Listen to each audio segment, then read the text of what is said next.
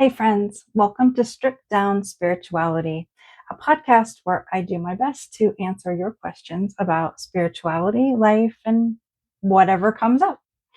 I'm Lezli Goodwin. I am a minister of religious science, which is science of mind, a branch of New Thought, and I seek to teach universal spiritual principles that help people find more empowerment in their lives.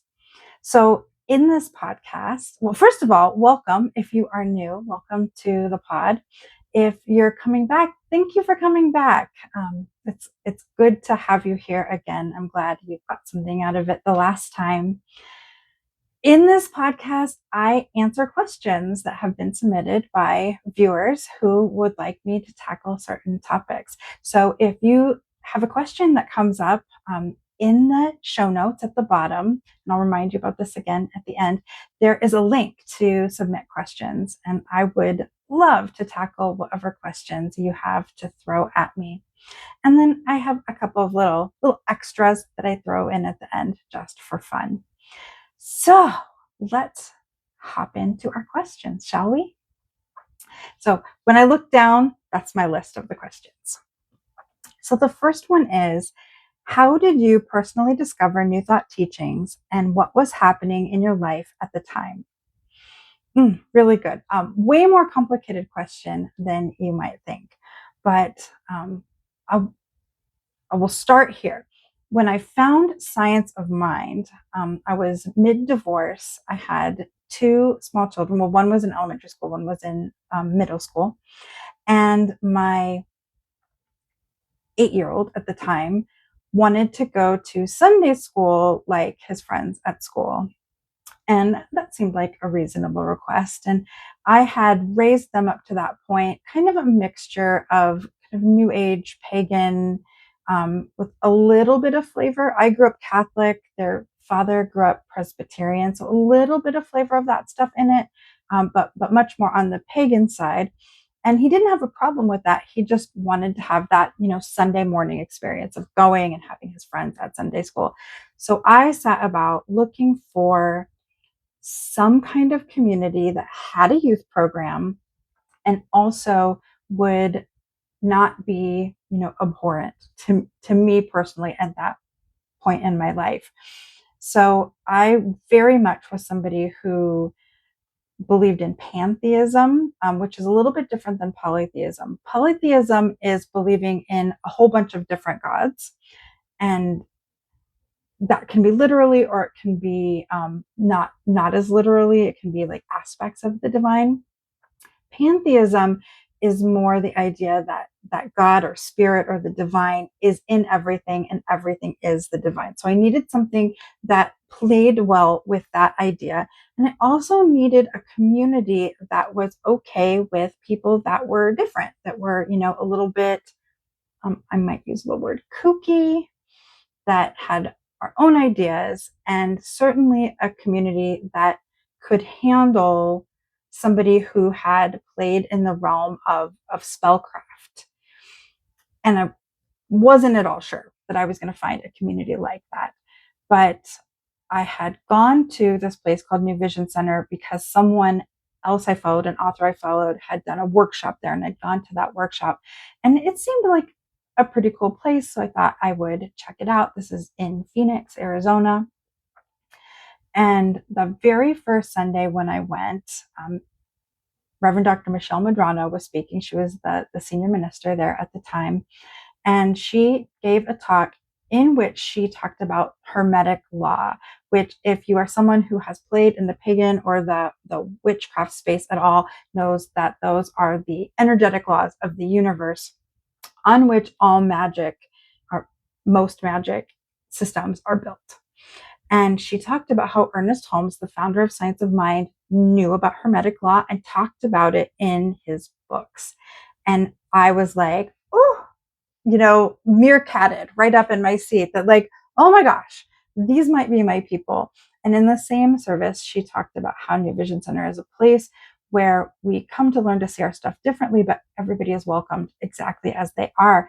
And I was so excited about this idea that there was a community where I could feel safe and my son could still get what he needed and wanted. And so we started attending to see what that would be like. And Creighton fell in love with Miss Hannah, the youth director at the time, really, really liked going to Sunday school. My older child was not particularly interested, and that was okay. We didn't force her to go with us.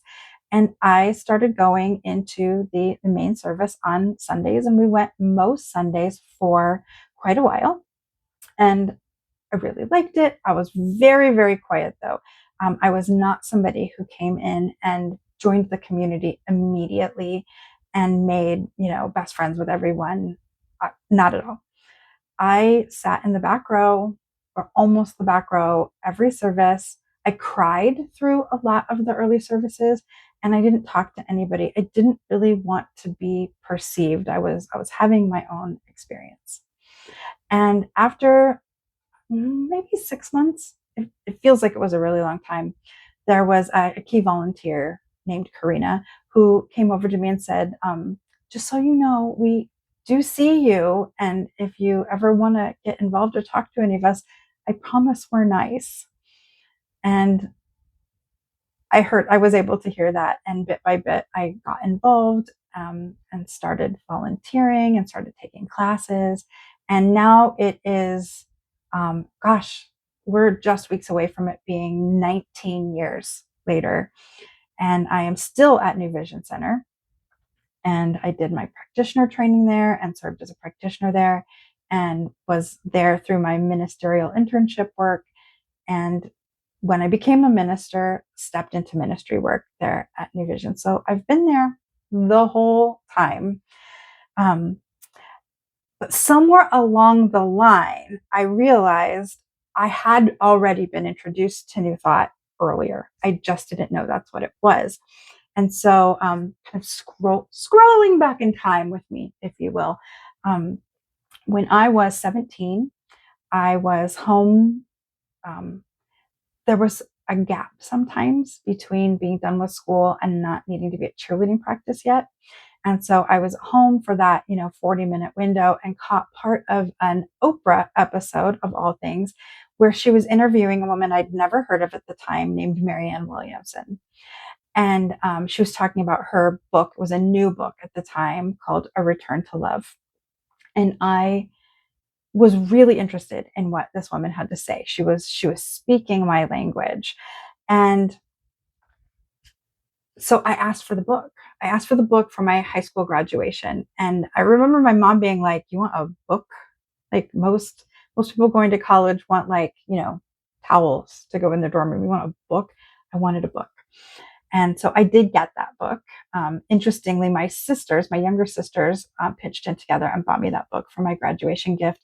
And they signed the inside of it, which is really cute because I still have that book, um, a long time later. And I still have their bubbly high school handwriting in it. And I read that book about 1 billion times. Um, it's one of those books where you can open it up and see the progression of my thought through the different waves of colors of highlighter and underlines and notes in the margins. Um, I've loaned the book to friends, and they've given it back to me with more notes in the margin. It's one of those sweet things to me, but it really helped me develop my internal philosophy about the idea that there is no cogent evil, there is no power for evil, there's only a power for good, and that what we would call evil is really people acting out of fear and pain, and how we can respond to a world where that is happening.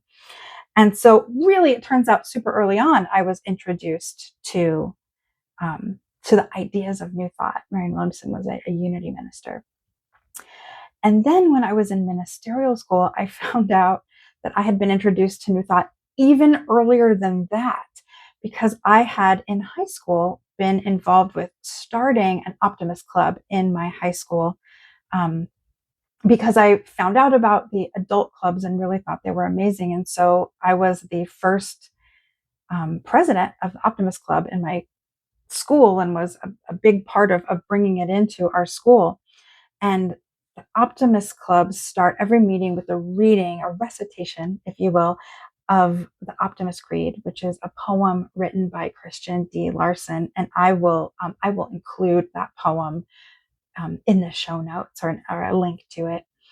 And I said that poem constantly in high school. I had it.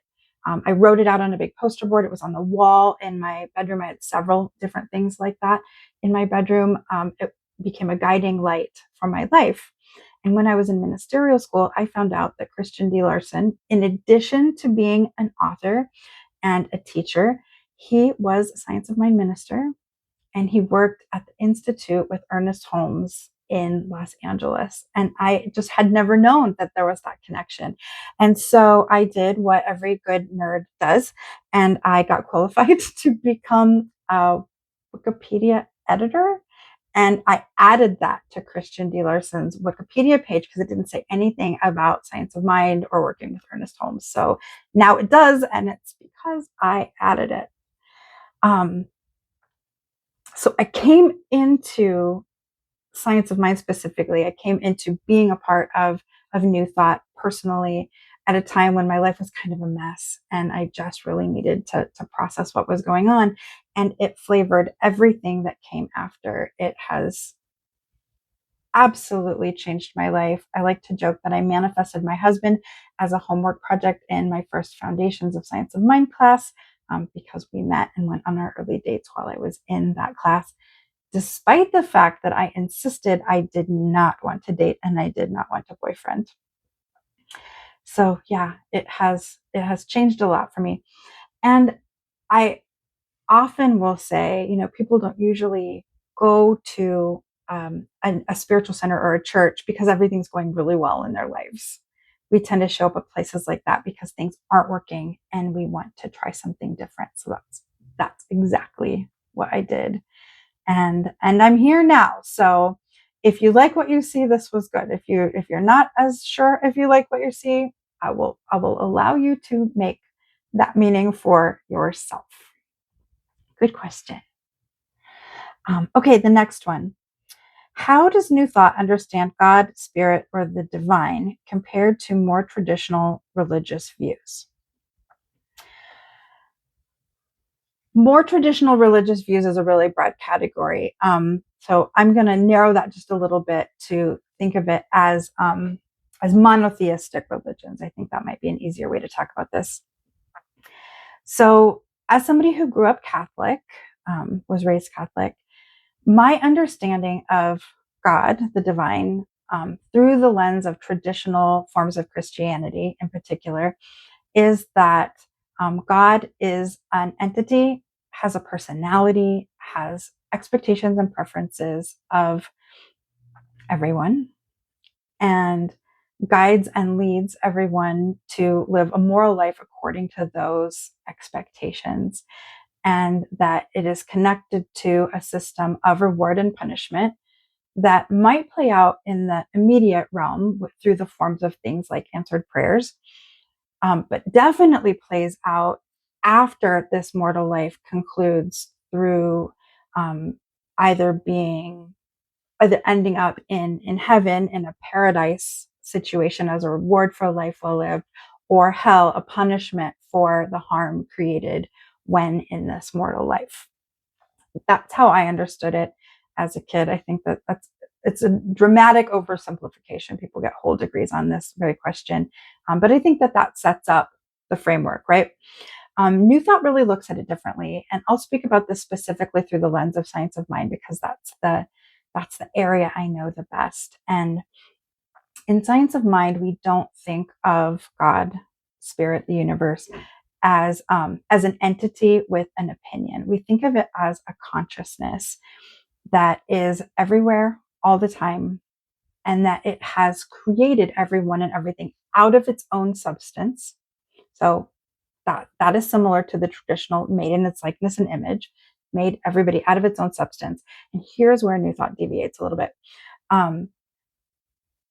That the divine qualities of this God, the spirit, consciousness is inherently in every single one of its creations because we're made of its substance. So the unconditional love of the divine is seeded into me, and the ultimate power of the divine is seeded into me. And that seeding is of the full potential allness of the power of the divine, that we have that access to that energy, whether it's the peace of the divine or the wholeness of the divine or the grace of the divine, that all of that is built into every single creation, which is every person, every place, everything. All of it is different individualizations, different forms of the same substance. But this thing that we call the divine, we do not think of it as having a personality or preferences. We think of it as being a big open yes for whatever its creations want to create, that's how it lives out its experience. And so we wouldn't think of it as having rules and expectations on us. There is no 10 commandments. The only thing is that it is life affirming, that our choices are life affirming.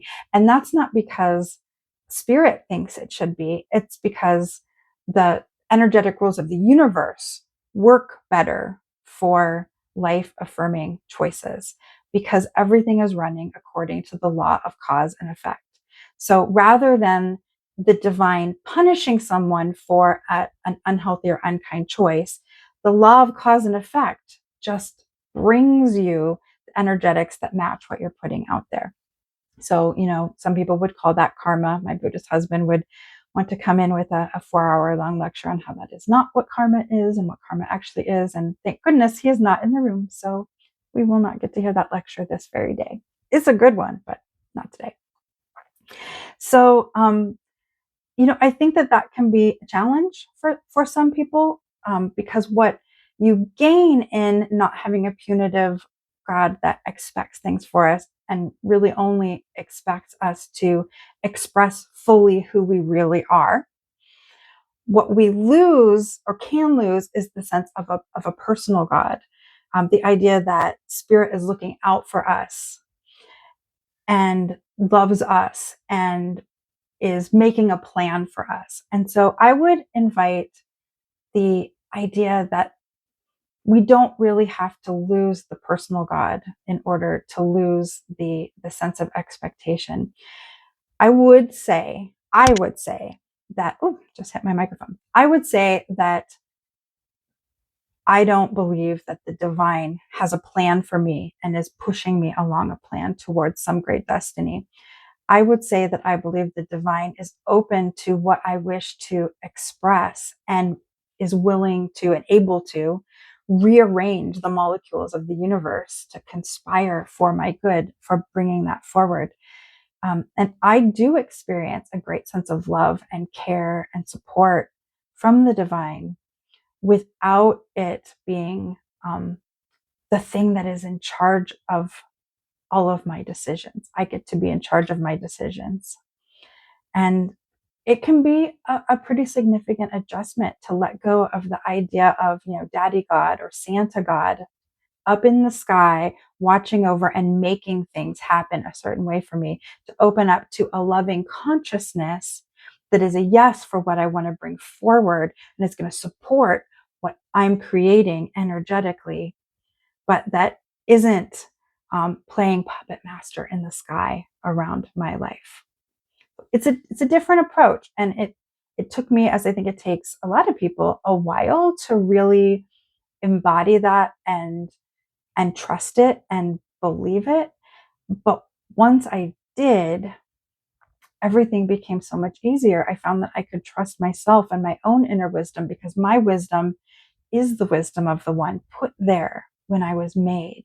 And I could trust my own intelligence, because my intelligence comes from the divine intelligence at the center of my being that was placed there when I was made. And I don't need an opinionated personality up there running my life when I have the loving allness of the universe supporting everything that I choose. So I am so curious how you all feel about this. if you have thoughts on this, I would love to see it in the comments. How do you experience the difference in the way we talk about God or the divine or the universe? In New Thought, we don't really care what we call it. There's infinite names. How do you experience that differently? I'd love to hear about that. Okay, next question. How is spirituality different from a religion, and why does it matter?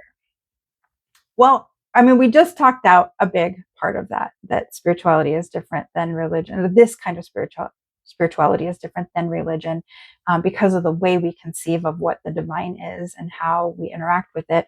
The other biggest difference that comes to me off the top of my head is um, the idea of dogma. And so when we're talking about dogma, like literally the definition of dogma is that it is the rules and the explanations of how life works according to a religion. So in traditional Christianity or Judaism or Islam, there are lists of rules. There's catechism.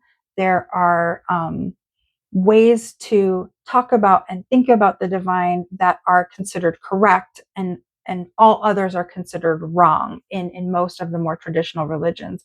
There are rules to follow that are not bendable. There are ways of showing up that are absolutely expected. And if we deviate from those, people would say we're not practicing that religion properly. In New Thought or in spirituality in general, it tends to be a lot more open-ended than that. We like to say at New Vision Center, we will never tell you what to think. We're here to teach you how to think. And the how is about critical skills, like really thinking things through. It is about examining your own beliefs and ideas and inherent biases that you may not even realize you have, and deciding what you want to believe. It's about honing in on your personal values and then matching them to a faith tradition or a way of moving forward that fits what is important to you. And for me, at least, in Science of Mind, if somebody is doing those things, is doing the critical thinking, is doing the research, is examining their own beliefs and ideas, and they come to the conclusion that Science of Mind is not for them, that they would be better served by a different faith tradition, I think that that is successful. I think that that is wonderful, and I would celebrate that. I don't really know people in a lot of other traditions who think somebody deciding that their religion is not the truth for them get met with a great deal of joy. Because the worldview of one of those more traditional religions tends to be, is not for everyone, but tends to be that this is the way, this is the right way, and everything else, therefore, is less than the way. And in spirituality, there's this idea that there's infinite paths, but there's only one place to go, and we will each find our path. It may look different than everybody else's path, and that's not just okay, that is to be celebrated. So very often when people say, well, what does Science of Mind say about death, or what does Science of Mind say about creativity, or what does Science of Mind say about war?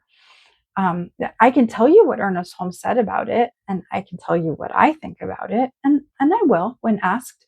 But the much more interesting question is, with what you know now and with what you have explored, what do you think about those things?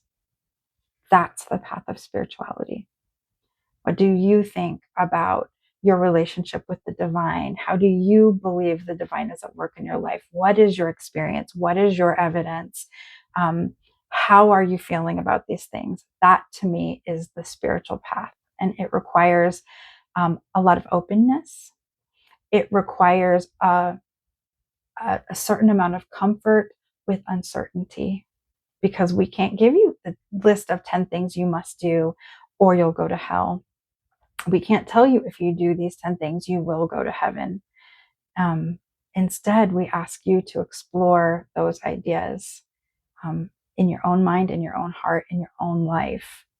And we have this framework that we think is great. And if it works for you, awesome. And if it doesn't, we absolutely bless you to find a different framework.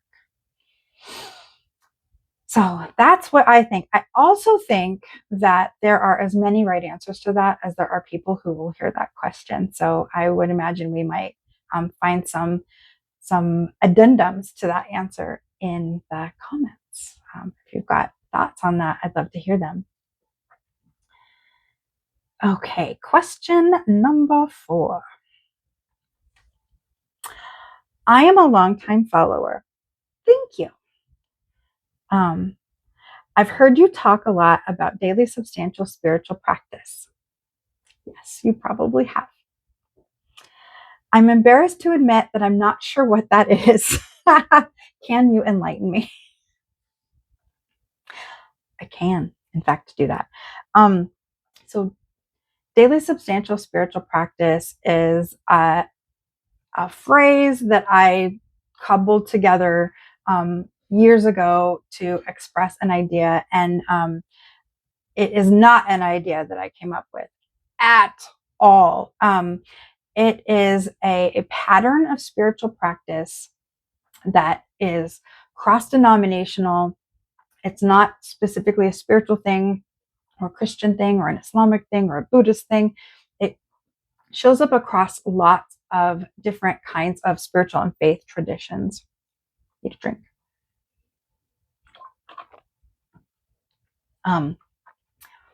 And like one body of work that I have studied, which is Christ Church of Co-Creation, calls it daily dedicated spiritual practice. And I shifted a word. I'll explain why in a moment. This idea exists in, like I said, lots and lots of places. And I started to notice a specific pattern of certain things. If certain things were involved in a daily practice, things started to shift. So let's break it down. Daily. That's every day. Yes, literally every day. Substantial. So sometimes you'll ask people if they have it. You'll ask people if they have a spiritual practice and they'll say yes. And then you say, is it daily? And they're like, well, it's like twice a week.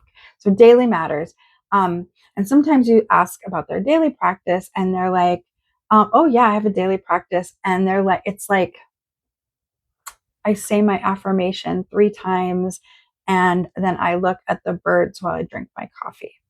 And that's where substantial comes from, because there's a certain amount of engagement that is minimal to start to really feel like your life is changing.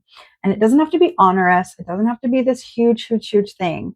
But there does have to be some substance to it. And that's not saying that saying your affirmation 3 times isn't good or couldn't be part of a substantial practice. But that and looking at the birds together, I would say, do not create a daily substantial practice. Spiritual practice, that phrase, I think, sort of speaks for itself. It's practices that we do to engage our spirituality and to grow our ability to be present in that one consciousness that we call the divine, or we practice the presence or feel God, depending on what language works for you. So as I was really kind of fleshing out these ideas about a daily substantial spiritual practice, I noticed that there are certain things that are just sort of necessary. And the biggest place I found this was in the way certain centers train their practitioners. In practitioner trainings, we did something called logs, and it's not part of the actual curriculum, but it's something, I think we got it from Mile High Church in Denver a long time ago. And it's a daily recording of a few specific practices that gets turned in to your practitioner training instructor. For anybody who doesn't know, a practitioner is kind of our lay clergy. They are prayer coaches and teachers and do a lot of the work in spiritual communities. They are the prayer and healing arm of a Science of Mind community. And the Unity has a variation of that in their community that it's a little bit different, but they do a lot of the same work between a prayer chaplain and a licensed unity teacher. And so the things that I was finding in this practitioner training log situation was reading some wisdom. And it could be a paragraph. It could be a spiritual quote of the day text that comes to your phone, something to help keep you anchored in the path that you've chosen, to invite you to think about things differently, or anchor an idea, something to kind of keep your head going in the direction that you want to be going in.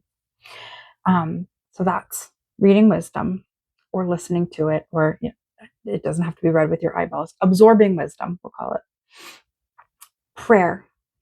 And in Science of Mind, it would be spiritual mind treatment, which is our structured form of affirmative prayer, but all prayer works. So a point in time where we are communing with the divine in a way that is actively asking for what we want and expressing gratitude for the good that is. So sometimes I will call that talking to God. The form doesn't matter. For me, I really like spiritual mind treatment, but it is not more holy or more effective than other kinds.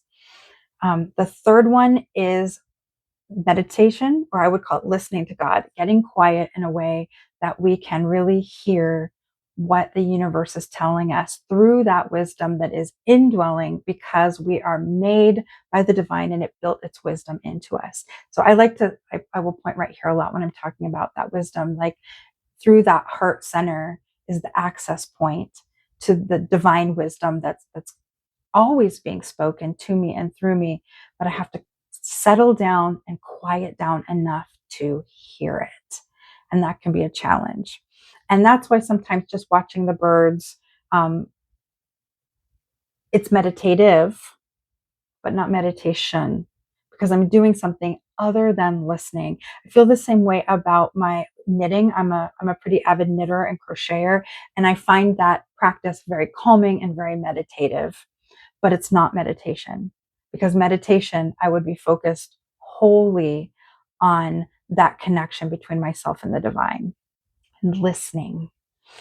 And then the fourth practice is self-reflection, of really taking into account, where am I in this practice? What are my thoughts? What are my feelings? What are my aha moments? What am I noticing? How am I changing? What do I really believe about this piece of wisdom that I read? Does it work for me?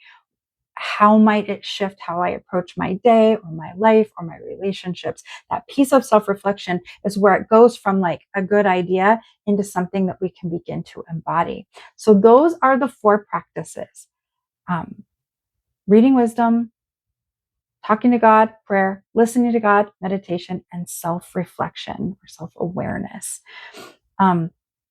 And how we walk those out is completely up to the individual. It might be, for someone who's relatively new to this practice, it might be something like reading a paragraph in whatever spiritual book you're working on, or reading your daily reading in the Science of Mind magazine.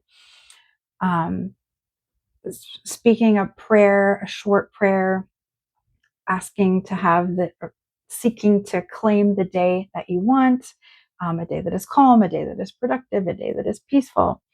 It might be 5 minutes with eyes closed, really listening within, and then, just a frank check-in with the self and where we're at with that wisdom, or very brief journaling.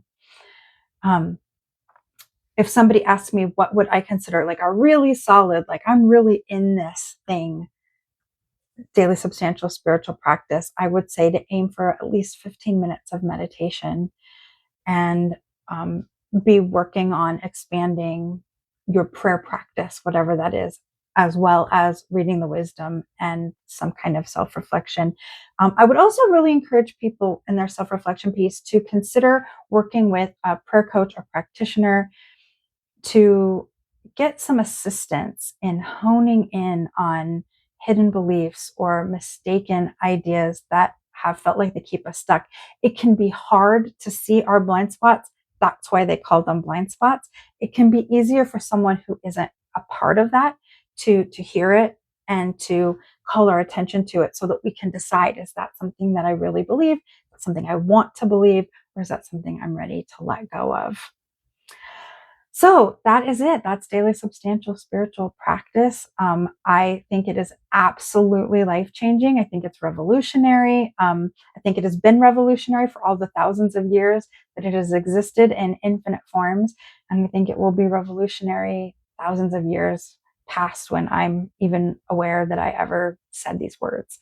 So if you are open and up for a shift in your life, those are the big four. You can add anything else to it that you want, but those are the big four, in my opinion.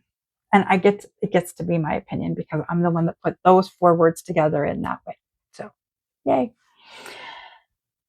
And don't be embarrassed. Oh my gosh. I think I talked about it for so long, I stopped defining it because I figured everybody knew by now, but there are new people all the time. So that's what I mean when I say daily substantial spiritual practice.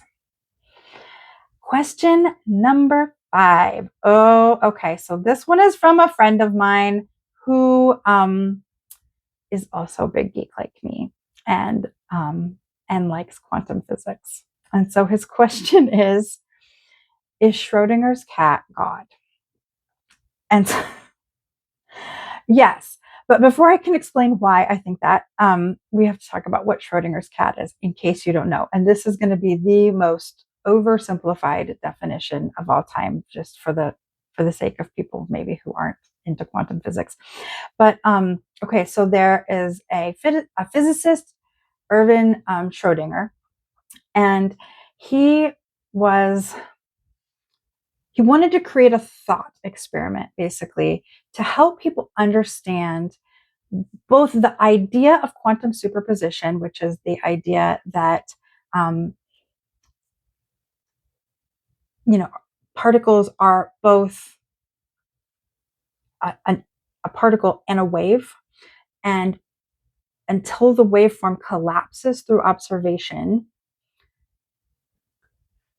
they're everywhere, all at the same time.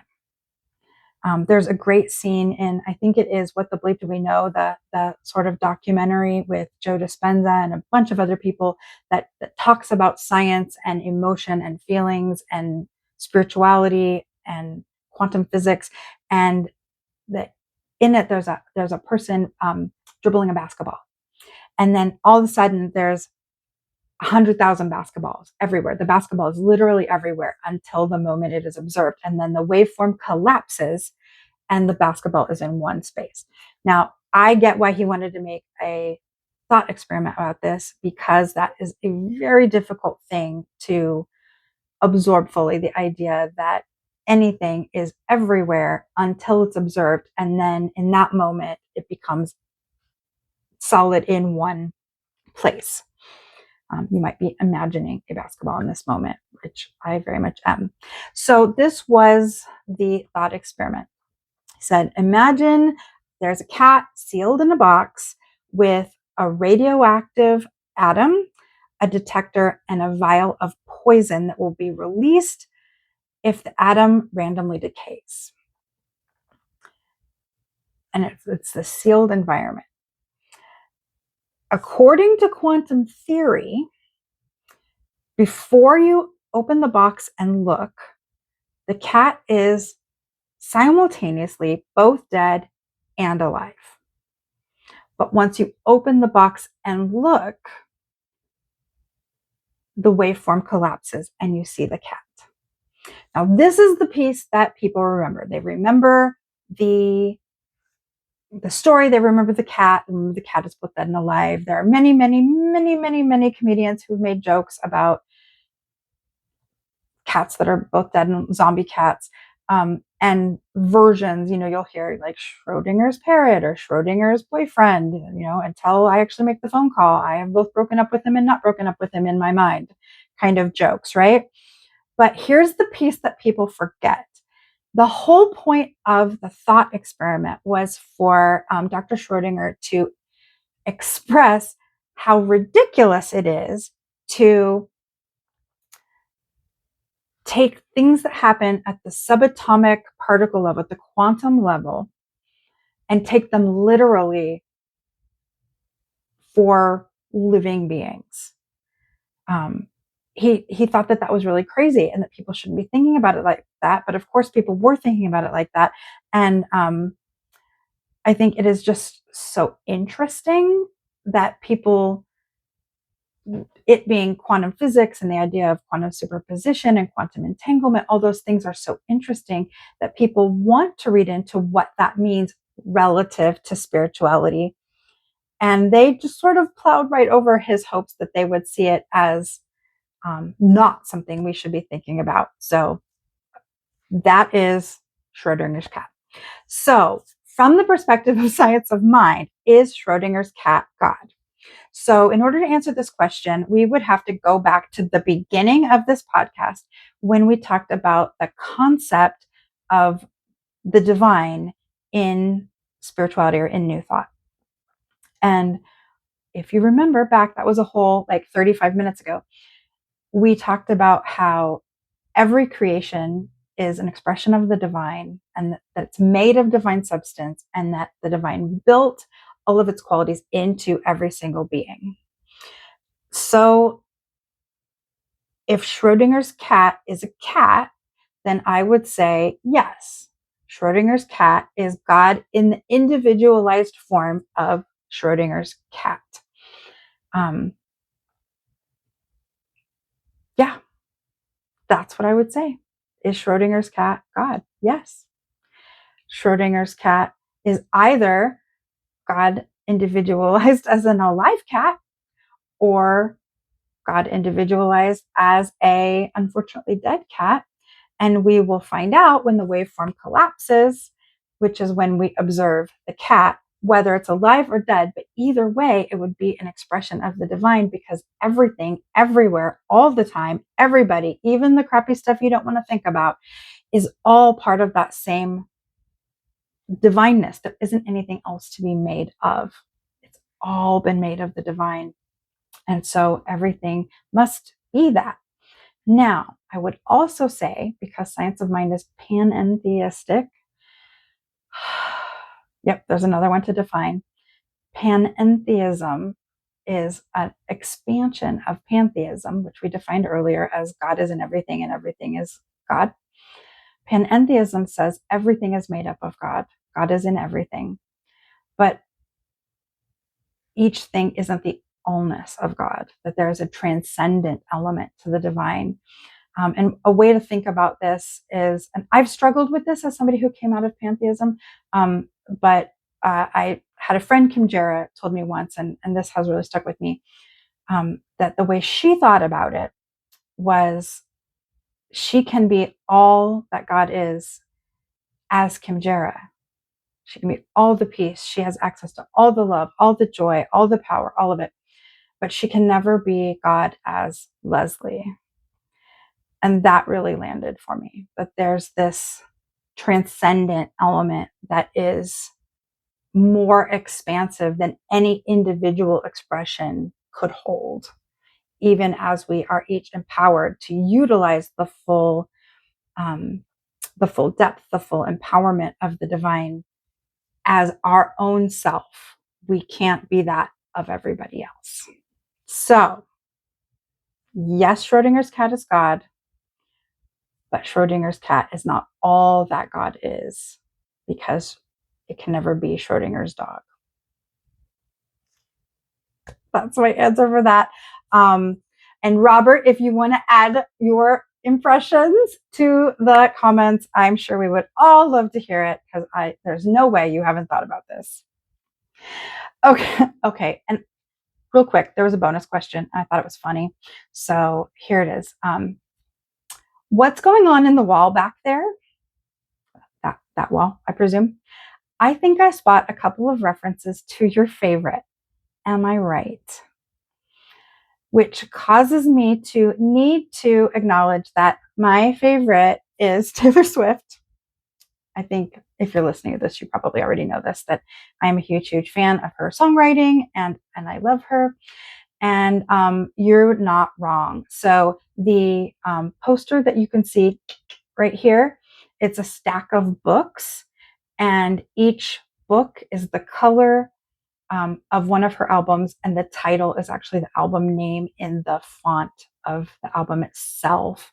Let's see if I can tip this. There's one right up there that is also a reference. It has a song lyric from Taylor on it, and then on my board, if you can see it, kind of right by my head, there are two little pictures tacked up, and one of them is a picture of Taylor Swift in the folklore sweater, because I would like to knit the folklore sweater, and that's a lot of my knitting stuff is on there.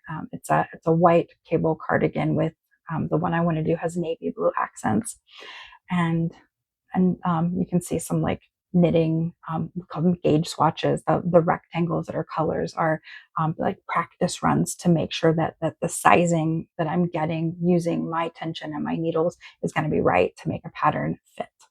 So yes, you did spot some T Swift stuff up there, and the wall changes all the time because I'm forever adding things to it or taking things away. And so if you are someone who wants to watch for Easter eggs, that would be where I put my Easter eggs. Okay, what am I reading? People who don't know, I'm always reading. There's always a nonfiction and a fiction book going at all times.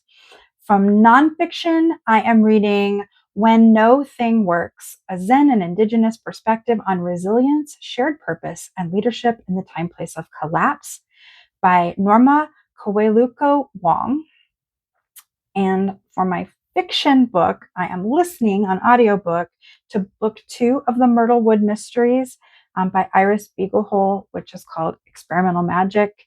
My fiction books are always very silly and usually at least a little bit magical. So I'm enjoying this series. I'm on 2. I think I'll probably will listen to the whole series. What is upcoming in my world? I have something I do not usually have, and that is a couple of openings in my books for one-on-one clients. I've had a couple of people move through a season and be ready to step away. So if you are interested in working with me one-on-one, you can find out more about my one-on-one sessions at my website, which is lezligoodwin.com. Just remember, it's spelled Lezli Goodwin.com. I sell packages. You can buy individual sessions, packages of 3, packages of 10, or 1-year packages. And I'm excited to meet whoever is coming next that is ready to see their life differently and become more empowered to live a life that matches their values. And then the other big news is my brand new audiobook of my not brand new book, Built on Faith, Transform Your Life Through Affirmative Prayer, is now live on the website newthought.shop. It's newthought.shop, and will soon be live on Audible. Audible takes a while to deal with. I'm learning the tricks. I'm excited. This book came out, 7 years ago, I guess, and have just recently recorded the audiobook so that it can be used with the class that has just been released on spiritual mind treatment through Home Office that's called The Creative Word. So that's good fun.